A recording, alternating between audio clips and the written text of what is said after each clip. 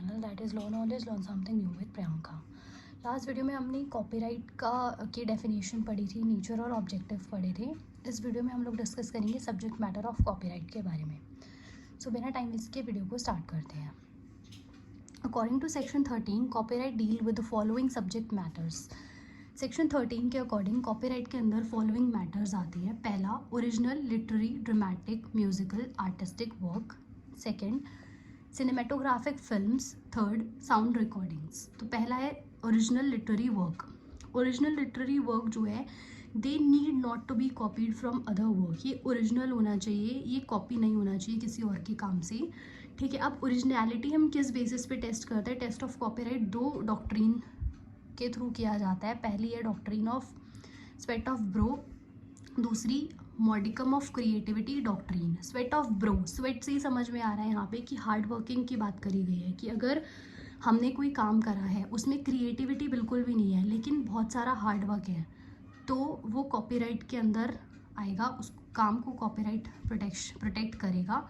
Second, creativity doctrine की अगर creativity है तो वो तो ऑब्वियसली ही हमारा कॉपीराइट के अंदर आता है कि अगर कोई भी फॉर एग्जांपल एक बुक बनाई है तो उसमें बहुत क्रिएटिविटी का यूज़ होता है तो वो हमारा कॉपीराइट के अंदर प्रोटेक्टेबल होगा।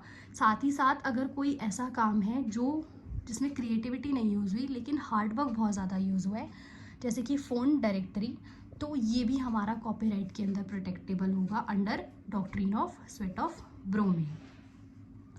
नेक्स्ट आता है आर्टिस्टिक वर्क। आर्टिस्टिक वर्क के अंदर हमारी आती है paintings, sculptures, drawings, engravings. Engravings होता है कि हम जैसे वुड को कट करके कुछ स्टैचू बनाते हैं ना, वो सारी चीज़ें, तो ये सारी चीज़ें भी प्रोटेक्टेबल होती है कॉपीराइट के अंदर। नेक्स्ट आता है सिनेमेटोग्राफी फिल्म्स। सो सिनेमेटोग्राफी फिल्म्स बेसिकली इसके अंदर विजुअल रिकॉर्डिंग्स होती है और sound recording with visual images होती हैं। मतलब कि जो हमारी मूवीज़ होती हैं ना, ये उनको प्रोटेक्टेबल करता है। इस हेड के अंदर मूवीज़ फिल्म्स प्रोटेक्टेबल होती हैं। नेक्स्ट होता है कंप्यूटर प्रोग्राम। कंप्यूटर प्रोग्राम को हम दो तरीके से देखते हैं। पहला होता है फ्रंट एंड, जिसके अंदर हमारा कंप्यूटर का सॉफ्टवेयर, स्क्रीन, डिस्प्ले या और भी बहुत सारी चीज़ें आती हैं। ठीक है, दूसरा होता है बैक एंड, जिसके अंदर हमारी कोडिंग वगैरह आती है। तो कोडिंग भी प्रोटेक्टेबल है और स्क्रीन, डिस्प्ले, सॉफ्टवेयर, ये सारी चीज़ें भी प्रोटेक्टेबल है कॉपीराइट के अंडर। नेक्स्ट आता है dramatic work. Dramatic work includes any work of entertainment और डम shows along with shearing arrangements. It does not include films. Dramatic work के अंदर हमारे प्ले, थिएटर्स, ओपेराज आती हैं, इसमें हमारी फिल्म्स नहीं आती हैं। इसके अंदर बाकी जो सीनिंग अरेंजमेंट्स होते हैं, एंटरटेनमेंट का काम लाइक प्ले वगैरह, ये सारी चीज़ें हमारे ड्रामेटिक वर्क के अंदर आती हैं। नेक्स्ट आता है म्यूज़िकल वर्क। म्यूज़िकल वर्क में हमारे नोट्स आते हैं, नोटेशंस आती हैं। फॉर एग्जांपल जैसे कि हम लोग गिटार प्ले कर रहे हैं या फिर हम लोग पियानो प्ले करते हैं तो उसका ना नोट्स होते हैं कुछ, तो वो रिटर्न फॉर्म में जो नोट्स होते हैं वो हमारे म्यूज़िकल वर्क के अंदर प्रोटेक्टेबल होते हैं। फिर आती है साउंड रिकॉर्डिंग। म्यूज़िकल वर्क और साउंड रिकॉर्डिंग दोनों अलग है। म्यूज़िकल वर्क के अंदर हमारे नोट्स जो कि लिखे हुए होते हैं वो नोट्स प्रोटेक्टेबल होते हैं और साउंड रिकॉर्डिंग में हमारी जो सॉन्ग की लिरिक्स होती है जिसको हम बोलते हैं, ठीक है, जिसको हम गाते हैं, वो प्रोटेक्टेबल होती है साउंड रिकॉर्डिंग के अंदर।